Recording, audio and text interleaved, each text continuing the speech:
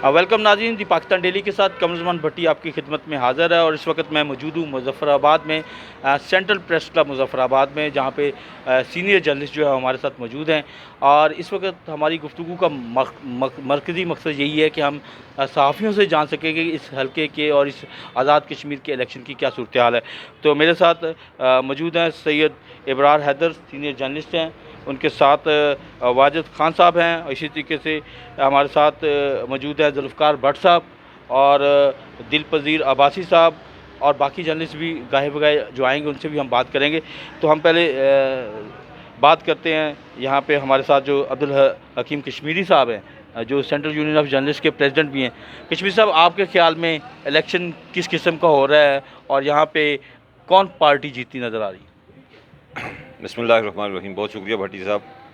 गुजारिश ये है कि आज़ाद कश्मीर में जो पाकिस्तान के ज़ेर इंतज़ाम ये खित्ता है, यहाँ जितने भी इंतख़ाबात होते हैं तो इस्लामाबाद में जिस पार्टी की हुकूमत होती है उसी के हिसाब से यहाँ हुकूमतें बनती हैं। आप 70 का इलेक्शन उठा के देख लें, 75 का देख लें, और फिर उसके बाद 85 में जब यहाँ पार्लिमानी जमहूरियत हुई तो उस वक्त भी इस्लामाबाद में जिनकी हुकूमत थी यही बनी। 90 के इलेक्शन में, फिर 91 के इलेक्शन में, 96, और उसके बाद हर 5 साल बाद जो भी इलेक्शन हुए 2016 तक, तो उनमें उसी पार्टी की हुकूमत बनी है जिसकी इस्लामाबाद में हुकूमत थी।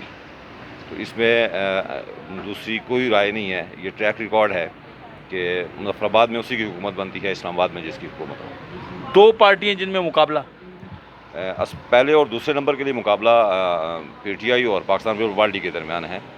तो ये है कि सादा अक्सरियत, गर्चे इस दफ़ा बहुत से चैलेंजेस का सामना है PTI को, महंगाई भी है और भी बहुत से इशूज़ हैं, लेकिन इसके बावजूद जो सादा अक्सरियत PTI हासिल कर लेगी, जो मैं समझता हूँ, और दूसरा नंबर पाकिस्तान पीपल्स पार्टी का रहेगा। तो नून लीग जो इतनी मरीम नवाज़ ने कैंपेन की, जलसे जुलूस तो खैर जमात इस्लामी के भी बहुत बड़े होते हैं, लेकिन ये रिकॉर्ड है हमारा कि 1991 में जो इलेक्शन हुए तो जो हुक्मरान इत्तेहाद था उसको 2 नशिस्तें मिली थी, और 1996 में जो इलेक्शन हुए तो उस वक्त जो पार्टी इक़्तिदार में थी, तो जब नेक्स्ट इंतख़ाबात में वो उतरे तो उनको सिर्फ 3 नशिस्तें मिली थी।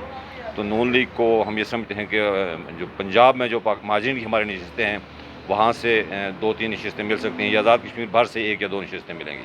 अच्छा, अब्बासी साहब, मैं आपसे जानूँगा, जिस तरीके से अभी कश्मीरी साहब कह रहे थे कि मुकाबला पीपल्स पार्टी और PTI में है, आपके ख्याल में क्या सूरत हाल है? शुक्रिया भट्टी साहब है। 1985 से जब तक ये आज़ाद कश्मीर में है, हमारा पार्लिमानी निज़ाम जो है वो मुकम्मल तौर पे आज़ाद है, क्योंकि पाकिस्तान में जब मार्शल लॉ और नी मार्शल लॉ होता रहा, अल्हम्दुलिल्लाह उसके बावजूद आज़ाद कश्मीर में हमारे जो है ना यहाँ पे पार्लिमानी निज़ाम बहाल रहा है 85 से लेकर आज तक।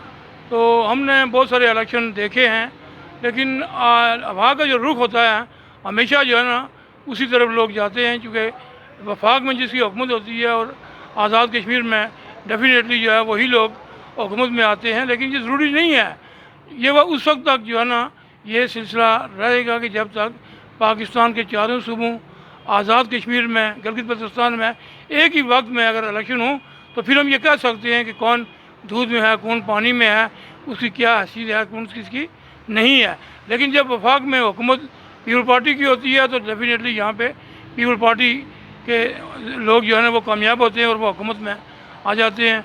आपने माजी में देखा कि जब पाकिस्तान के अंदर मुस्लिम लीग नवाज़ की हुकूमत थी और यहाँ इलेक्शन हुए तो यहाँ से 29 नशिस्तें जो हैं वो मुस्लिम लीग नून ने हासिल की, और 38 नशिस्तों के साथ जो है वो हुकूमत में यहाँ रिजर्व नशिस्तों के साथ। अब्बासी साहब का ओपिनियन भी सामने आ गया। जुल्फ़िकार भट्ट साहब, आप थोड़ा बताइएगा क्या सूरत हाल है?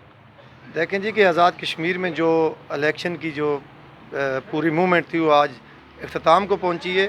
तो अगर हम इस पूरे 2 महीने का अगर हम पीछे जायज़ा लें तो 2-3 महीने पहले आज़ाद कश्मीर के अंदर पाकिस्तान तहरीक इंसाफ न होने के बराबर थी, लेकिन चूँकि इस्लामाबाद की अमलदारी और मदाखलत जो है वो आज़ाद कश्मीर के अंदर हमेशा से रही है, तो वफाक ने जो है वो आज़ाद कश्मीर के इंतख़ाबात से कबल तहरीक इंसाफ की गवर्नमेंट बनाने के लिए एक माहौल ऐसा बना दिया गया। जो भी जीतने वाले उम्मीदवारान थे उनको मुख्तलिफ़ जमातों से तोड़ के जो है वो तहरीक इंसाफ के अंदर शामिल करके एक माहौल बना दिया गया। अभी जो अगर आज हम बात करें 24 जुलाई को, तो आज पाकिस्तान पीपल्स पार्टी और तहरीक इंसाफ का मुकाबला है, लेकिन हालात व वाक़यात ऐसे बता रहे हैं कि तहरीक इंसाफ बड़ी जमात बन के उभरेगी। और जो जहाँ पे लोग बैठे हुए हैं हुकूमत साजी करने वाले, जो इस्लामाबाद के अंदर बैठे हुए हैं, उनकी पॉलिसी जो है वो यही है कि यहाँ तहरीक इंसाफ की गवर्नमेंट बनाई जाए। ट्रैक रिकॉर्ड यही है कि तहरीक इंसाफ यानी हुक्मरान जमात जो भी पाकिस्तान में होती है वही जीतती है। वाजिद साहब, आप इस हवाले से क्या कहेंगे? मैं ये कहूँगा कि जिस तरह कि अब्दुल हकीम कश्मीरी साहब ने बात की और DP साहब ने और हमारे जुल्फ़िकार भट्ट साहब ने बात की, बिल्कुल ये तजिया दुरुस्त है। और इस वक्त आज़ाद कश्मीर में हमारे लिए नहीं बल्कि अहले पाकिस्तान के लिए हैरानगी की बात होगी कि आज़ाद कश्मीर में एक नहायत गैर मुनज़्ज़म और 3 धड़ों में तकसीम जमात हुकूमत बना ली। मेरा जो इस वक्त आपको शॉर्टकट जो मैंने बताया वो यही है कि एक गैर मुनज़्ज़म और 3 धड़ों में तकसीम जमात जो है आज़ाद कश्मीर में हुकूमत साजी कर लेगी। वजह यही है कि वफाक की मुदाखलत जो है वो रही है और अब भी है।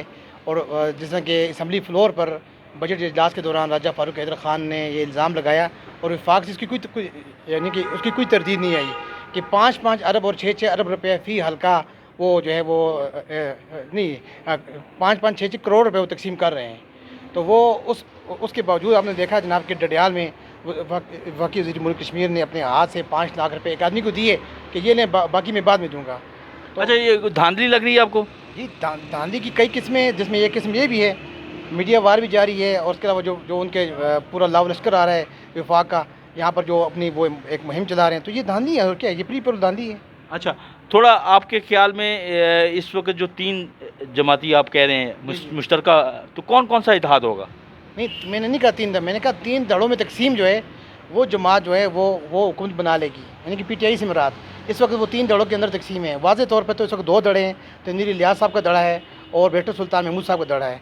और इतनी ज़्यादा दड़ीबंदी है, जहाँ तनवीर इलियास साहब होते हैं वहाँ बेटर सुल्तान साहब नहीं जाते, और जहाँ बेटर सुल्तान साहब जिस जगह में चले जाते हैं उनकी हामी उसमें नहीं आते। तो आप अंदाज़ा लगा लें कि जिस जगह इतनी ज़्यादा दड़ीबंदी हो और गैर मुनज़्ज़म जमात हो तो वो हुकूमत बना लेगी। तो ये तो वाज़े है ना कि वफाक की मुदाखलत हो, और क्या है। ठीक है, वफाक की मुदाखलत जो है इन्हें भी नज़र आ रही। सर, आप थोड़ा बताइएगा कि क्या आपको लग रहा है इलेक्शन? देखें, इलेक्शन उसी वक्त समझ लें कि चला जाता है जब वहाँ से वफाकी वज़ीर को आला से इस तरफ आते हैं। अभी जो आज़ाद कश्मीर की जितनी तौहीन इन्होंने की है ना, मतलब मुदाखलत सभी करते हैं। मुदाखलत मुस्लिम लीग नून ने भी की, पीपल्स पार्टी ने भी की, सब करते हैं और करेंगे भी, रुकेंगे कभी नहीं। लेकिन ये जो तौहीन इस दफ़ा हुई है कश्मीरी कौम की इस आज़ाद रियासत की, गो कि ये भी एक ड्रामा ही है, लेकिन चले, ये जितनी तौहीन इस दफ़ा हुई है इतनी शायद तारीख़ में कभी नहीं हुई। और उसमें आप देख लें कि अली मीन गंडापुर को हमारी जो इलेक्शन कमीशन है वो रोकती है कि आप आज़ाद कश्मीर ना आए, वो आके धमकियाँ लगा के चला जाता है। इससे बड़ी तौहीन कश्मीरी कौम की आज तक जो हम एक ज़माना गुजर गया हुआ है 85 से हम देख ही रहे हैं, इतना बुरे अंदाज में और इतना यानी मुतकबराना अंदाज में या इतना छोटे लेवल पे कश्मीरियों को किसी ने नहीं अच्छा, किया। अभी प्राइम मिनिस्टर ने कहा है कि इलेक्शन जितवा दें, उसके बाद जो है हम यहाँ पे रेफरेंडम करा देंगे कश्मीरियों की मर्ज़ी का। वो प्राइम मिनिस्टर साहब बादशाह आदमी हैं, वो इतने बड़े बादशाह हैं कि वो रेफरेंडम किसका कराएंगे। मैं चूँकि आम आदमी हूँ, एक तालिब इल्म हूँ, आज़ाद कश्मीर में रेफरेंडम हो नहीं सकता, तो मकबूजा कश्मीर में लेने की उनमें सकत नहीं है, तो फिर ये रेफरेंडम कहाँ पे होगा, किस तरह का होगा, ये हम लोग अभी तक नहीं समझ पाए। क्या ख्याल है, ये कोई झूठा सा वादा है, ये कोई तिफल था? मेरा ये मानना है कि वो चूँकि ये इस तरह की बातें चल रही थी पहले भी कि ये आज़ाद कश्मीर को कुछ और हिस्सों में तकसीम करेंगे, कोई इधर जाएगा कोई उधर जाएगा, शायद वो उस नुक्ता नज़र से कह रहे हों या उनके जहन में वो चल रहा हो कि वो कोई रेफरेंडम हमने करवाना है, या ये सोच रहे हों कि हम सुबह बना लेंगे, लेकिन सुबह बनने का भी कोई चांस नहीं है।